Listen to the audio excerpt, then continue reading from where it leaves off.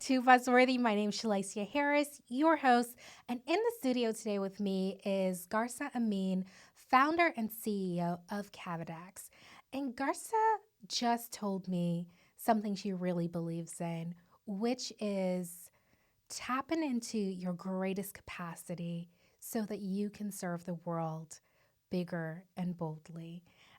Welcome to the studio, Garza. I'm so glad to be here. Thank you, Shalicia, for having me. Absolutely. It's such a pleasure. And the very first question I always ask, because I know that, looking back often is 2020. 2020 is always hindsight, right?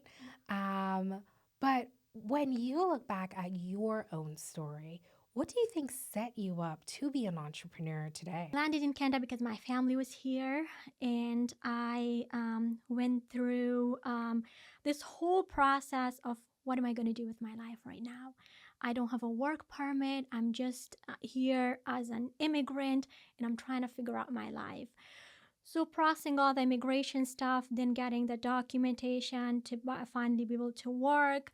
Went through 1,000 job applications, everyone asking me, do you have Canadian experience? To the saying, no, I don't have Canadian experience, but I just graduated from the States with full scholarship, all these credentials and internships that I've had. And still, it was like rock bottom low. I was telling my mom how hard it is. And as an immigrant parent, what I always hear from my parents that how much they have given up for us and for our success. And so she looked at me and she was like, I think you got this. Um, I absolutely think you can do whatever you want to do in your life. You just have to keep going and keep tapping your highest potential. And so I told myself, no matter what, how hard it is, I am going to make a very good life here in Canada for myself, but also build something really good here. I had fintech opportunities that I worked with several fintech companies at that time. Probably in the span of like 3 years, I worked with like 5 to 7 different fintech companies and hopping in between different startups. I think it gave me a very holistic perspective of how digital banking was working, how the fintech space was working. But also, I had this incredible opportunity to meet some very, very great entrepreneurs when I was working with these startups. And I would look at them and I would be inspired every day by their grit, by their resilience, by how they were tackling all these problems. And then at one point in time, I was like, 9 to 5 was not just working for me. I was like, I really want to do something that drives me, that fuels my passion, that gets me moving, but also that I am being challenged every day by it.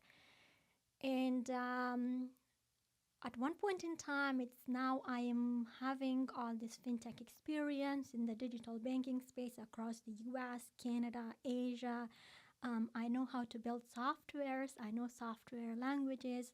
Um, and my grandmother right now is very sick as well. We're trying to send her money, and we can't do that because of the bureaucratic systems that exist around us. She was a very important person in my life as a kid when I was growing up with her. Like her resilience, her grit, the way she showed up, but also her strength was always a reminder for me what a woman can do in a world that is just dominated in so many ways by so many narratives and stories in different structures. Why can't I do something that would change stuff for her, that would make things better in the fintech space? And so um, I lost my job in 2024. I think it was 2024, end of 2024. Moved back to my parents' basement, and I was like, screw it, I'm going all in and I'm building something of myself. And I think it was just the universal force. It's like, what can go wrong? I'm just betting on myself, and I'll see how things are gonna work out, and I'm just gonna figure it out. And I think that's how Kavodax was born. That's such a powerful story because, oftentimes it is at those very low moments, and every entrepreneur goes through that. It's almost like the break-in of you that says, the only option is to put it back together. but put it back together in the most beautiful way. So there's this Japanese art in pottery where they take broken pottery and put it back together using gold. And at the end, it's just like this very beautiful thing that was put together from something broken where you might not think it could be used again. And it's really often at those broken points that things become so beautiful. And that art is actually called kintsugi. And I came across it, maybe it was early last year, and it was so beautiful. And I think I see every entrepreneur has a moment like that. It's this breaking point where everything changes for them. And it doesn't change overnight because it takes time to put the pieces back together. But everything you learn in that break in becomes gold. It becomes so valuable to stitch the pieces together. I think entrepreneurship is it is such a blessing for anyone to happen to them to be an entrepreneur. It's an honor, it's a privilege, it's a blessing, but it's very hard too. It is extremely hard. Sometimes it's the hardest thing you've done in your life. And so you have to believe so deeply about something that no matter what you face, you'll still keep going, that it will drive you, that it will keep you moving. Um, and so I think those hard moments are actually a testament of how resilient you are, of how far you can go, of how you are not going to give up no matter what. And I think building that muscle is just so powerful, and it helps you grow as an individual so much too. No, so I love that because I think it's like you see something that is broken in the world or in your life or in someone's life, and you just have this deep sense of responsibility to fix it, to change it, to bring light. And I feel like that's what, when I see entrepreneurs, I feel like they're bringing light to the world that needs that light. I love the way you're bringing that Japanese proverb here. It's powerful to make something out of broken pieces, and it's so beautiful too because it's crafted in a very very beautiful ways. Hmm. Absolutely. One of the other things with entrepreneurs is a lot of the problems that we solve are very personal to us. And this has to do with your grandmother and getting her resources, which would take so much time. Like, I. I do hire some people internationally, from Nigeria to Mexico to other places, and to send them money, um, even sending money from Canada to the US takes up to 5 days. And that's the problem that Kavodax is really solving. Because, I mean, if we can't get money across the border here, I can't imagine how much harder it is to get it there and get it there in time. Tell us about, you found that this was a problem. You found that, that broken part of it. Tell us about what was so broken that you had to fix it and what Cavodax really does today. I saw that. So that was the time where I'm sending money to my grandmother, and we just are really in this process of figuring it out, and she's sick too, and so we can't do that cross-border payment on time, and like we have so much anxiety around it too. And so at that time it doesn't feel like, oh my god, how am I gonna build a platform to solve it right now for her? It doesn't feel like that. But then later on down the road, I'm right now at that point in time reflecting, and I'm thinking, well, um what if I build a platform that would help someone like her? How would that look like? Um, but then at that point in time, I'm also thinking a lot, and I'm just talking to so many people. And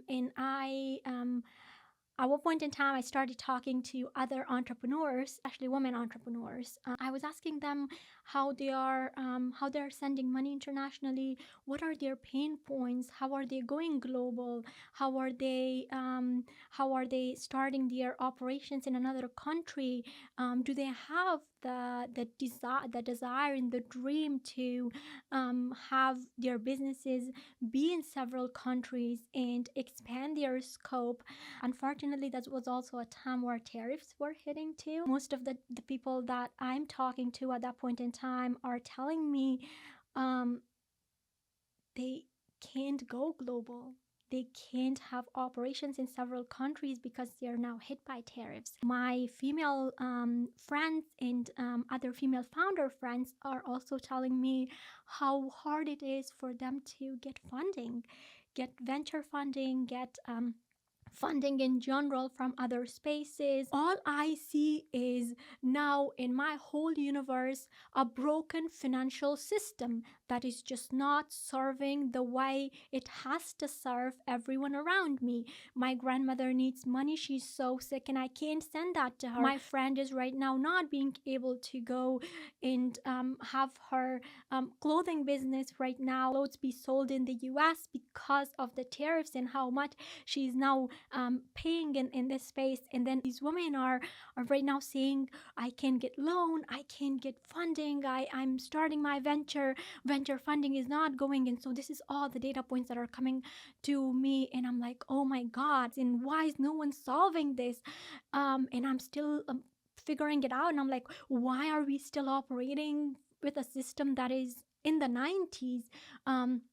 The Swift system and the entire other systems that are out there, yes, they have been serving us, but with all the tools that right now we have, how can we modernize this system? How can we bring it back to 2025, but maybe to 2050 or to 2100, like to those years? I did a lot of interviews with people. I went and I talked to people. It was just all of this data that was being thrown at me. It was very hard to be with. Why are we still operating in a bubble and in a system that no one is questioning, that is not serving anyone? Businesses are now losing so much money by just sending money. And these small businesses, they are the core of every economy. That the system is not actually serving them. They're losing so much money on it. But also when they are going global, they don't even know which markets to tap, where to go. If an individual has a sick grandma like me and they want to send her money and her life is at stake, it still takes days and weeks.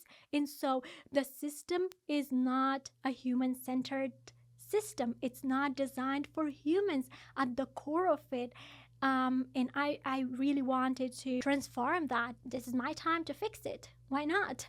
Especially as a woman and as someone that came here to Canada, this country has given me so much. And as an immigrant, I have built an incredible life and I have been blessed to have all these opportunities. And now it's time to build something incredible here and give back that. And so yeah, that was the time where we started Kavodax and we started building and we started talking to more and more people and more businesses, and they were all sharing the same frustrations. So yeah, and it's been such a wild ride, and I couldn't have dreamed for anything better. What I love about everything you just said is you had so many questions and you gave us all the, so many insights to the questions you were asking yourselves. And I think for anybody that's thinking about entrepreneurship, it's really that curiosity of why not this? Why not that? Just go down the rabbit hole of the whys that eventually led you to a solution. And you were also coming across so many different types of problems within this one space, which is simply the movement of money from one country to another, whether it's personal, whether it's business, all those different mechanisms. What was it exactly that you decided to focus on with Kavodax in terms of the movement of money across borders? We did a lot of trial and experimentation. I love the way you're putting it out there with the curiosity-driven mindset as to like how we can do it better, how we can get it better, what the market right now needs, how can we make a bigger impact, what would very much resonate with people. And so I've had so many conversations with other founders, but with other businesses, and we went after businesses to start with, because we wanted to see how these businesses could actually grow, but also Canadian businesses could go and grow global and use the fintech systems here to help them to send money globally.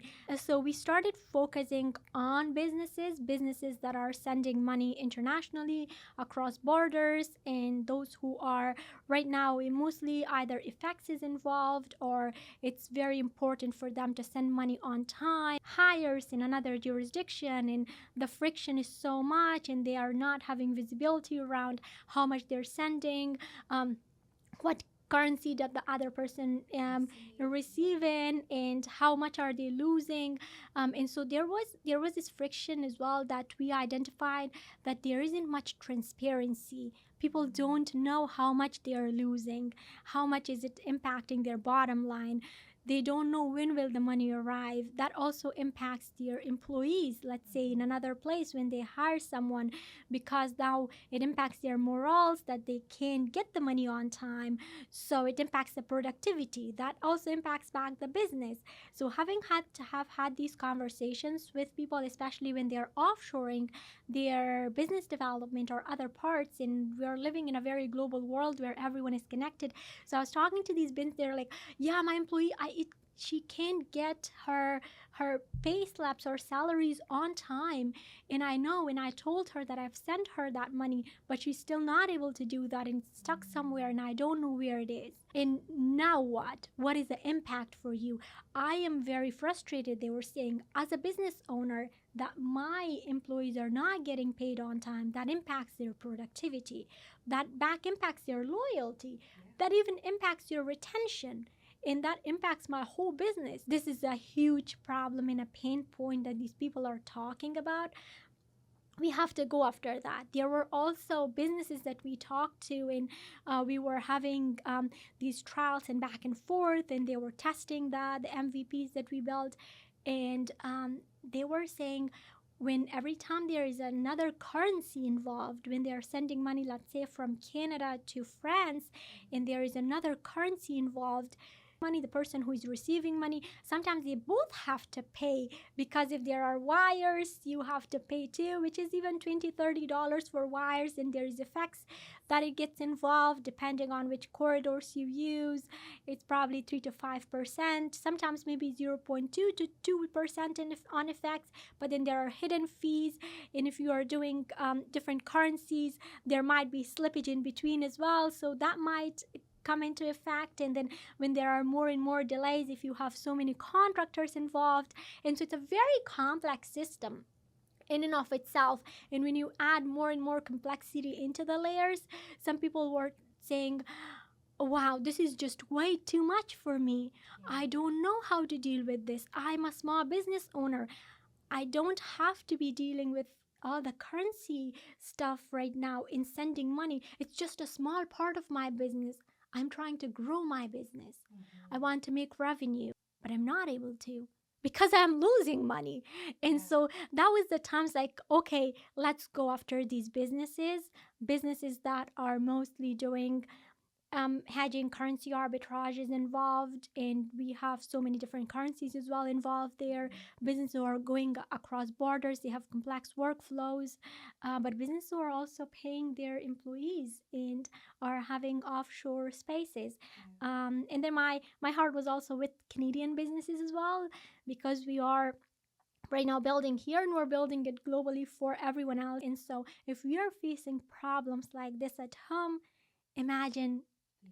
Yeah. And so why don't we just start building something that would actually really develop a different infrastructure and a different financial world that serves all these businesses. And so that's where right now we're very focused on. That's amazing and very exciting. And I think I need to come and try out, Kavodax for sure. Because, like, my team, it just happened that way. Some of my team is in Mexico. One of the newest members of our team is in Nigeria, and it's not that we necessarily went looking to find talent from overseas. They sort of found us, and they were exceptional at what they did, and so we brought them into the team, and they're here to stay with us, which is very exciting. But it's also, how do we ensure that we can pay them, like you said, on time? So since you've started Cavodox, like, the reason and your purpose behind it is so clear. And what I even love about it even more is, yes, you were having this experience with your grandmother, but you really took this experience and leveraged it in a different area, which is the business to business space. And sometimes we don't exactly have to solve the exact problem we're having, but sometimes that problem gets bigger and the impact of that problem is bigger in other, just adjacent areas that we might not even have known of. One of the things that you've done incredibly well is not being afraid to talk about what you're interested in and asking questions and getting people to open up and state what their problems are. Because when you're building something from the very bottom, you can't build in isolation. You can't build in this little tunnel and then say, all right, we're going to create this magical thing and then everybody's going to love it after. You did the real ground customer work that I think a lot of founders don't really do a lot of that groundwork. And so often a big mark is missed because they just focus on the solution versus focusing on the problem that essentially leads you to a vast number of solutions. But how do you pick the right one for what you believe in? What do you think you want to do, and how you bring that to life? Yeah, absolutely. I think when you're starting a startup, you absolutely nailed it to saying it in a very grounded way that it can't be done in isolation. And one thing that we do at Kavodax, we're building in public. We share what we do, our milestones, where we are, how we do it, all of that in public with our customers, with the mentors. You've been building in public, which is very exciting because you have the real ability to talk to your customers and sort of build with them, which is, I think, very much the right thing to do, especially when you're so invested in truly solving the problem that those customers are experiencing. Yeah, absolutely. And I think that's where you just go back and forth as to how they are responding to what you're building and build alongside them, build something for them that they really want to have. And I think that's one of the things that I have been learning through Kavodax and with what we are doing, especially as a software engineer. It's sometimes easy to get caught up in the product space with the features and with everything else. But the real work comes in when you put that in front of your customer and they say, yes, I love what you've built and I think it's solving my problem and I am going to start using it. And sometimes you have to do challenging sales too here, where you are doing back and forth with your customers, educating them and telling them what they are thinking about, where they are, and asking the right questions as well from your customers to get them to where they are. Because sometimes when businesses are getting caught up in all of the ways they do things, at times they're like, well, I am okay with how things are, I'll just be okay with it. What's been the most surprising thing you've learned so far in building and becoming an entrepreneur? Oh, I think becoming an entrepreneur really pushes you to becoming a better human. You become a more kinder version of yourself. You hear a lot of no's, and you have empathy for other people, but you also have a lot of empathy and compassion for yourself and for what you're building. And you let go of that. You let go of the skeptics, of the negatives, of the no's, and you build a very strong muscle to be that person to keep going despite all the negativities and all the no's and whatever that you hear. And I think you also have a very good understanding of where you're headed, of what the vision is, of what you are building.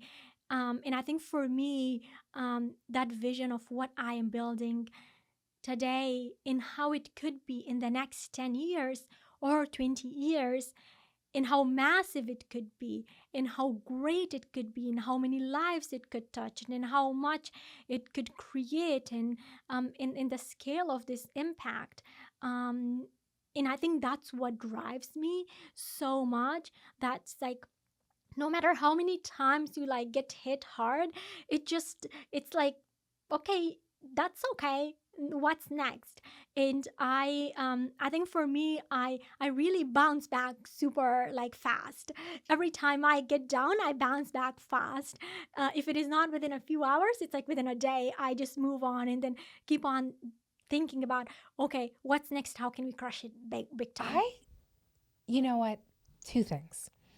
You being able to bounce back fast, like you said, is a real muscle that people build as entrepreneur. And that's what resilience really looks like. You know, people talk about bouncing back, but being able to bounce back within hours and a day is really great in terms of you acknowledging that you needed that downtime to then come back. What do you do in that downtime when something has hit you hard? Like, has something hit you hard recently where you're just like, oh, I really had to take a moment out, process that, deal with that, and move back? That's our life every week. There are things that happen, and there are multiple things that are on fire at the same time. And so, as a founder and as the CEO of my company, um, I ensure first that my people, my team is in the best possible mental state. They're extremely grounded. They understand that where we're headed. They also understand the challenges, but they understand that we as a team are very strong together, that we can move forward. So every time when I get hit hard, I look at my team and I look at the people that are out there working with me, and I'm like, this team is going to be able to make something great happen. I also look back at a time, in a dark time, where it's like, what if this was never to exist? What if Kavodax didn't exist in the world? How horrible the world would be, how dark it would be in 10 years or in 20 years. And I would be devastated not to have had that impact, given how much leverage and autonomy I have to be able to make that impact and to bring that to life. Um, and so I think for me, those moments of like, okay, let's keep going, let's keep going. And there are also people around me, my friends in my closer circle, that I just keep like venting to them. And I'm like, oh, this is so screwed. Why did it happen? And yeah, there was a moment where we were trying to work on some of the build ups in what we had in like the product. And we had an external party that we were working with, and everything was going great, and then last minute they just backed off. And we also needed to move forward, and so it was important for us when we couldn't move backwards.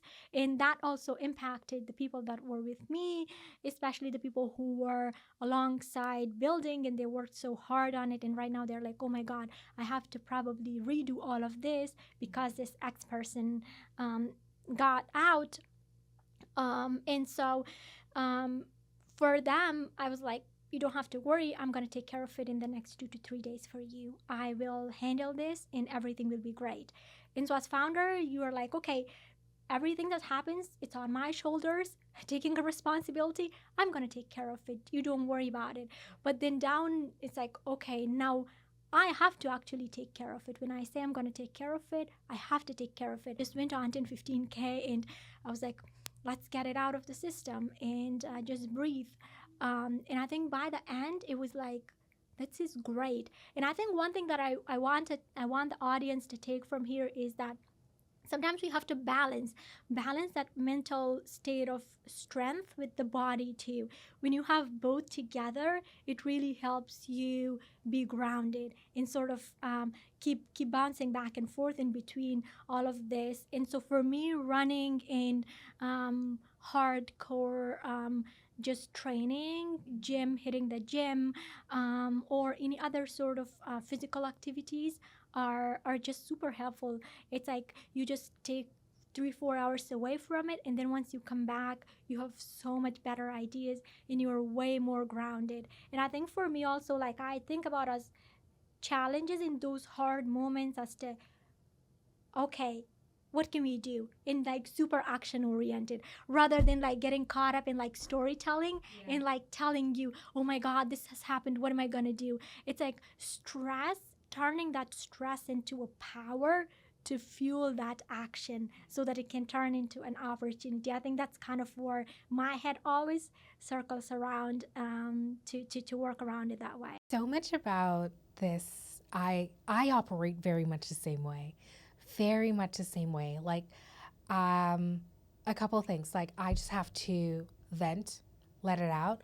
Once I vent and let it out, it's all good, it's processed. But also like the physical aspect of it, like just going out and doing something, bike ride, walk, whatever it is, change your physical environment. Because I learned this the hard way. Not necessarily the hard way, but where I learned that my mental capacity for stress is much higher than my physical capacity for stress. And like, I've struggled with, I guess I'll say it. I've struggled with insulin resistance for quite a significant point in my life, and still having challenges sort of getting over that and managing it. And my naturopath had suggested we do a glucose monitor just to see what's really happening. One day I was wearing it, this was the first week of wearing it. I got an email that stressed me out just a little bit. But I didn't, mentally, it wasn't a stressful email for me. And I was sitting there at my desk responding to this email, and my phone started beeping. And I was just like, why is my phone beeping? This is not a beep I recognize. When I looked at it, it showed that literally my blood sugar was going through the roof. And I was just like, what's happening? Like, what is happening right now? I'm like, how do I bring this back down? I go for a walk. So I was just like, all right, let me not respond to this email. I'm going to go for a walk. I went for a walk, and then the exact opposite thing happened. Once I started walking, it plummeted, and it was going so low that it started beeping on me again. It was such a pivotal moment because I believe it was 2016 or 2017, my naturopath said to me, because every time I go in and speak with her, she would ask me what my stress levels are like. I'm like, I'm good, no stress, great. And she actually said to me, she's like, I just think your mental capacity for stress is significantly higher than your physical capacity for stress. And until you really manage your physical capacity for stress, then we can't get to some of the goals that you need. And that is something I live with every single day, trying to understand, how do I, one, increase the amount of capacity my physical body has for stress than my mental body, because some of the things that They don't actually stress me out at all, but physiologically, my body responds to it. So, you having your running and being able to run and get it out in that way, I think is so great. But, I just need a boxing ring maybe in my backyard and someone to spar with. and that'll be the solve for it. But today, that's not possible. Um, but yeah, I think that is such an important distinction to make. I don't think I've ever had this conversation with anyone before where we talk about the physical capacity of your body versus the mental capacity of you and trying to balance between the two. Yeah, I think as entrepreneurs, we are tackling some of the world's strongest and biggest challenges. We're also on a path where sometimes it could be very lonely. You could be very isolated. You also have very huge burdens on your shoulder to ensure that your employees are very well taken care of. Your team is in the best possible way. You're making some of the hardest decisions and you take responsibility for it. But in all of that, you are a daughter, that you show up for your parents. You're a granddaughter that your grandma needs to talk to. You're a sister. You are a partner, and all of that. And so I think there are moments like you have to balance all of that, and that means you just have to take very good care of yourself too, and show up for yourself, and have that grounded, disciplined approach towards being in your best, healthiest self, so that you can give it the best back to the world. What's the biggest thing that you've learned so far? Yeah, the biggest thing that I have learned so far, as I think as a founder and as an entrepreneur, um, especially in the fintech space, that you have to be very ambitious in a world that is sometimes not built for women, and it was not built by women too. And so now it is our responsibility to build that for the next generation. And I know we've had incredible women who have done so much to get us to where we are. And so I think one of the biggest things that for me I really think about when I think about entrepreneurship is, how can I change the face of fintech and like digital banking and just in general money movement for everyone else, and what that would mean for me. How would I show up? And so showing up with integrity, with honesty, with loyalty, with full self, but also understanding that the challenges are just way too big, and I gotta be strong with it. It's like keep going no matter what. It's like you are just, your strength is way bigger than the world, and so nothing can crush you. And so I think that's what I tell myself every day. It's like, keep going. It's the beautiful world, and you're gonna create a much more beautiful world, and nothing can stop you. I love that a lot. And, being another woman in the fintech world, I absolutely, absolutely understand that because we just have a different perspective on how everyone should be served and not having a whole system cater to a very few and the masses having to simply work within that system that does not cater to the masses at all.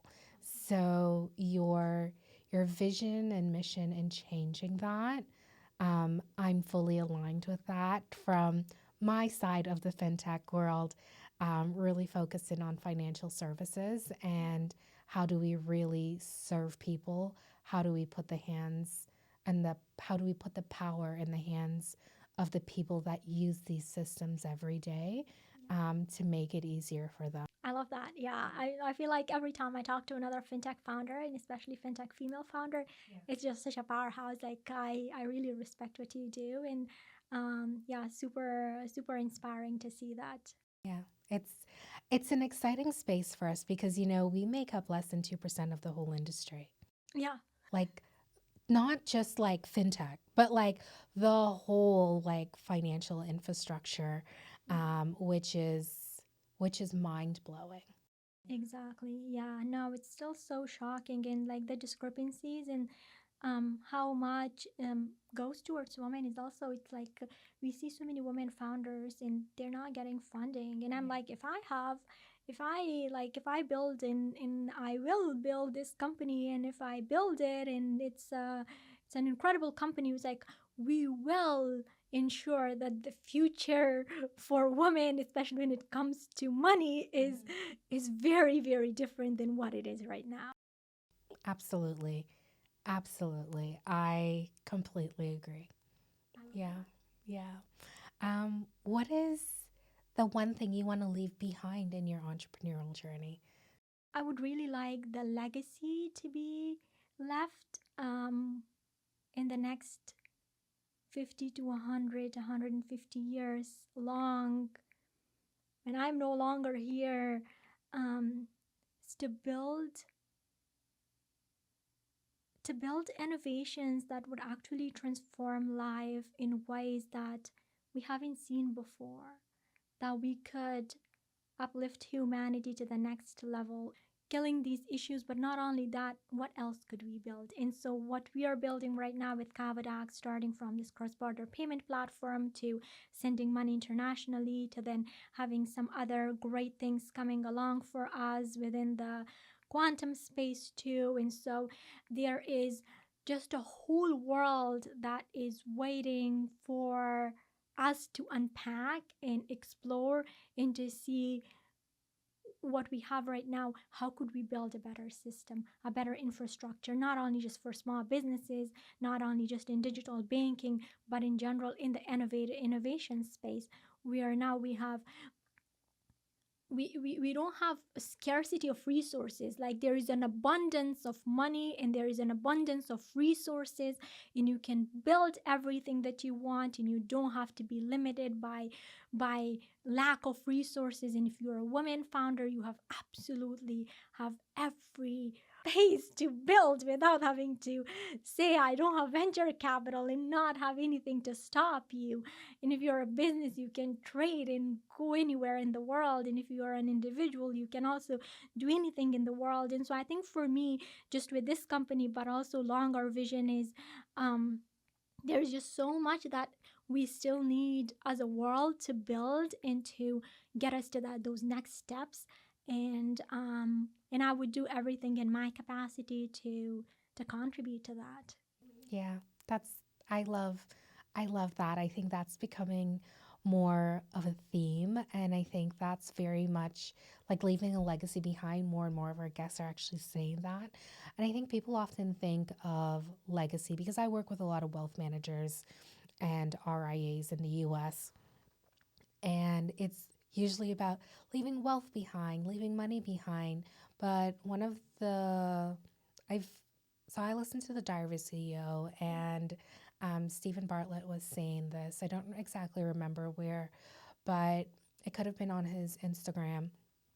And he was talking about how within 3 generations, no one will remember our names, not even like our great grandchildren in any capacity. And so the only thing in a lot of ways entrepreneurs can leave behind is the legacy of the business and the impact that they leave on the world. And the last question is, um, what is one thing you're taking into the future with you? Me, what I am carrying into the future is you have these incredibly amazing people who are always there supporting you, being there for you. And sometimes it's easy to forget when we're in the go, go, go, go mode in building and crushing it and doing so many great things. But like at the end, it comes back and translates to what it means for human beings. and how do I show up in every conversations that I'm having with my parents, with my siblings, with my partner, with whoever I am having conversations with. Like, what does that mean? And so I really want to not lose that human touch, no matter how big or small we create systems and infrastructure. Um, and I think for me, that also means creating and building Kavodax that actually serves businesses. And these businesses are run by humans. And these humans also want these businesses to succeed. So everything we do is how we can advance humanity to that next level and help everyone around them. I think for me also, like, we want to be the go-to place when it comes to moving money in digital banking, and we want to start it from Canada but also put Canada at the forefront of digital innovation in the world. But at the end of the day, what we are building is, okay, how we can change this whole system and infrastructure around us that would now, banks were not probably like 100 years back then, and right now the next 100 years is going to be defined by people like us. So what are we going to build for those next 100 years, that when our next generations come in, they can be all these entrepreneurs? And I think being an entrepreneur at this point in time is definitely a blessing. It's just such an honor. Like, I'm so blessed to have this opportunity to sit here, but also to build for people, for real people, put our solutions there and touch these lives. And so I don't ever want to take that for granted, and to show up like as a full human and with integrity, and just help all of these people around me too. And I think that those are like some of the very big things for us, and for us to be able to reach those goals, to those metrics, into like the impact, the skill that we need to be so strong too, because the battles will be like really hard. And I think I want to have that punching like thing that you were talking about before, like, yeah, like being ready to get punched hard in the face, and just no matter what, keep going. I think that's the kind of spirit that I do want to bring in, and like be working with, like, to start working with like the most amazing but also the smartest people in the world. And I don't want this to be a Canadian success company, like Canadian success story. Like, I don't want to say it more like, okay, we want to go global and like, yes, do global things and all that stuff, but like, Kavodax is staying like in, like, it's a Canadian success story. And I want this to, like, every time I talk about it, I'm like, yeah, we are telling the world how to build innovative things in a way that it will be global too. And That is a lot. And I think what I take out of all the things you were talking about is really, if would summarize for you, is the one thing that you're taking into the future is a stronger sense of the human well being, not just locally, but globally. I love that. I think you sum it up very well. Yeah, amazing. This has been an absolute pleasure. Thanks so much for being on the show. Thanks for sharing, your story. It was quite personal. Started with your grandmother, and now we're in this space where we're really helping businesses thrive in Canada and allowing them and impacting them to go globally through expanding their business globally or reaching employees beyond the borders. Yeah, it's been such an absolute pleasure and honor to be here. Thank you so much for what you do, and I'm like equally inspired and so thrilled that you're doing this and creating this opportunity for other founders. So thank you so much. Thank you. Amazing. We will see you next time.